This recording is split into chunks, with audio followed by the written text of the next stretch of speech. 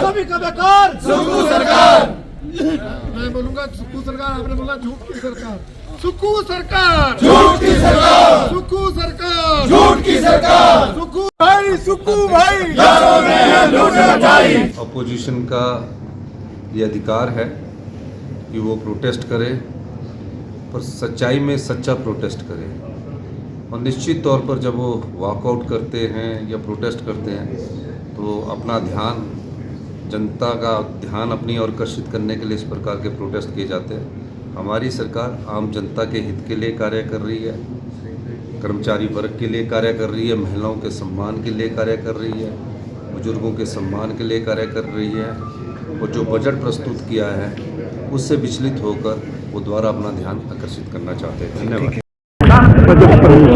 कुल मिलाकर के अब प्रश्न सुक्कू सरकार का नहीं है। पहला बजट जिसमें झूठ के सिवाय कुछ भी साबित नहीं हुआ, 1 साल का कार्यकाल बीतने के बावजूद पहले बजट की तमाम घोषणाएं अभी योजना का रूप ही नहीं ले पाई, जमीन पर अभी तक आ ही नहीं पाई। और उसके बाद दूसरा बजट अभी जो हाल ही में प्रस्तुत किया है उसमें अधिकांश वही बातें जो पहले बजट में उन्होंने कही थी, उन्हीं बातों को रिपीट करने की कोशिश करके एक प्रयास किया है, फिर से वही झूठ की बातें की हैं। हम आज इस प्रदर्शन के माध्यम से यही कह रहे हैं कि आपने चुनाव में आने से पहले झूठ बोला, झूठी गारंटियां दी और वो साबित हो गया कि 14 महीने बीतने के बावजूद भी उसमें आप एक भी गारंटी को पूरा करने की परिस्थिति में नहीं। उसके बाद दूसरा झूठ जो पहला बजट दिया उसमें भी आपने झूठ बोल करके लोगों को बहुत लोक लुभावनी बातों को कह करके गुमराह किया और जमीन पर उसमें कुछ हुआ नहीं। और उसके बाद 1 साल का कार्यकाल बीत गया लेकिन एक भी योजना उस बजट में से लागू नहीं हो पाई। उसके बाद जो दूसरा बजट अभी हाल में आया है उसमें भी उसी प्रकार की परिस्थिति है। और इसलिए बजट सत्र चल रहा है तो बजट सत्र के दौरान हमारा फोकस आज का प्रमुख रूप से इसी बात पर है, और कितना झूठ बोलोगे और कब तक झूठ बोलते रहोगे। आज तक इस विधानसभा के अंदर किसी भी मुख्यमंत्री ने इतने झूठे आश्वासन नहीं दी, इतने झूठे वादे नहीं किए जिस प्रकार से वर्तमान सरकार के मुख्यमंत्री जी कर रहे हैं। और इसलिए हम आज विशेष तौर से अपने इस विधायक दल की ओर से, भारतीय जनता पार्टी विधायक दल की ओर से सभी प्रदेशवासियों का ध्यान आकर्षित करना चाह रहे हैं। एक तो हिमाचल प्रदेश में जो लूट की छूट पिछले 1 साल से मिली है, भ्रष्टाचार ने सारी सीमाएं लांघ दी है।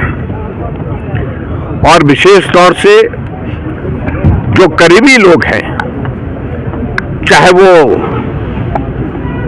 किसी भी पद पर है, चुनिंदा लोग जो है उस सारी इंडस्ट्री को इस तरह से तबाह करके गए, इंडस्ट्री सेक्टर को, कि इंडस्ट्री हिमाचल से नमस्ते करके बाहर निकल गई। और ऐसा नहीं है कि मुख्यमंत्री जी को जानकारी नहीं है,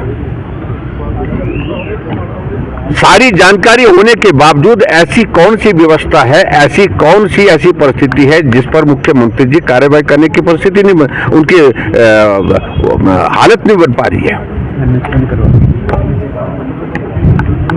और ये सब लोग जो भी लोग हैं, प्रमुख रूप से मेरा इसमें कहना यह है कि ये लोग वो हैं जो मुख्यमंत्री जी के बहुत विश्वास के पात्र हैं और मुख्यमंत्री जी के बहुत करीब हैं। इसलिए हिमाचल प्रदेश में लूट की छूट नहीं दी जा सकती है, इस बात को लेकर के भारतीय जनता पार्टी का बड़ा स्पष्ट कहना है। और दूसरी जो बजट की बातें हैं, बजट से संबंधित मैं पहले भी बात को स्पष्ट कर चुका हूं कि हिमाचल प्रदेश में जो बातें की थी, बहुत बड़ा उन्होंने शोर डाला था पिछली बार अखबार में। मुझे अच्छी तरह से, मैं अभी भी उन अखबारों को एक दिन देख रहा था कि उस बजट के बारे में बहुत सारी चीजों को लिखा गया कि ग्रीन बजट का कॉन्सेप्ट, ऐसा बजट जो है हिमाचल में आज से पहले विजनरी डॉक्यूमेंट, विजनरी बजट जो है कभी भी प्रस्तुत नहीं हो पाए जो सुखविंदर सिंह सुक्खू ने किया। और ग्रीन हिमाचल का कॉन्सेप्ट ऐसा नहीं है कि उसके जो है वो सूत्रधार सिर्फ एक ही आदमी के अंदर वो विजन था। हमारे देश के यशस्वी प्रधानमंत्री नरेंद्र मोदी जी ने ग्रीन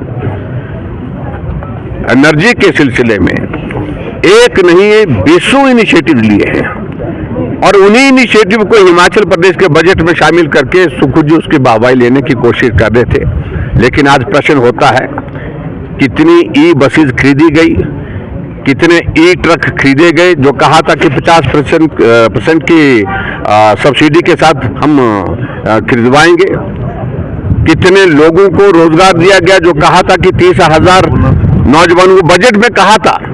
अपनी गारंटी में तो उन्होंने कहा था कि हिमाचल प्रदेश में कैबिनेट की पहली बैठक में 1 लाख नौकरियां निकाल दी जाएंगी और उसके बाद 5 साल में 5 लाख नौकरी दे दी जाएंगी। और उसके बाद आगे बढ़ करके बजट में ये पहले बजट में कहा कि 30,000 नौकरियां दे दी जाएंगी। जिन बच्चों ने नौकरियों के लिए एग्जाम दे रखे हैं, क्वालिफाई किए हैं, रिजल्ट नहीं निकला है अभी तक उनका, और उसके बाद वो रिजल्ट का इंतजार कर रहे हैं, 14 महीने बीत गए। आज प्रश्न पैदा होता है कि सभी बेरोजगार सड़कों पर हैं, आउटसोर्स वाले सड़कों पर हैं, कर्मचारी सड़कों पर हैं, पेंशनर सड़कों पर हैं। और ऐसी सारी बातों को लेकर के मैं यही कहना चाहूंगा कि हिमाचल प्रदेश में जो झूठे वादे किए गए थे, जो पिछली बार जो बजट प्रस्तुत किया गया था उसमें से एक भी चीज कहा कि हम 6 ग्रीन कॉरिडोर हम शुरू करने वाले हैं, तो एक भी कॉरिडोर शुरू हुआ क्या? एक भी ई ट्रक जो है खरीदा गया क्या? एक भी ई बस किसी ने खरीदी है क्या? इसलिए गुमराह करने के प्रयत्न जो है वो झूठ बोल करके जो किए हैं सदन को भी और प्रदेश की जनता को भी, आज सारी बातें वो लोगों के सामने आ गई। और हम इन बातों को लेकर के आज बड़ा साफ कह रहे हैं कि गारंटियों के मामले तो ज्यों के त्यों है। हिमाचल प्रदेश में चाहे वो 1500 रुपए की गारंटी महिलाओं के लिए की गई है, कुछ नहीं उसमें हुआ। गोबर की गारंटी दी, उसका कुछ नहीं हुआ। 300 यूनिट बिजली फ्री देने की गारंटी दी, उसमें कुछ नहीं हुआ। नौजवानों के लिए कॉर्पस फंड की जो है शुरुआत करेंगे, स्थापित करेंगे, उसके बाद उनको रोजगार के लिए माध्यम निकालेंगे, उसमें कुछ नहीं हुआ।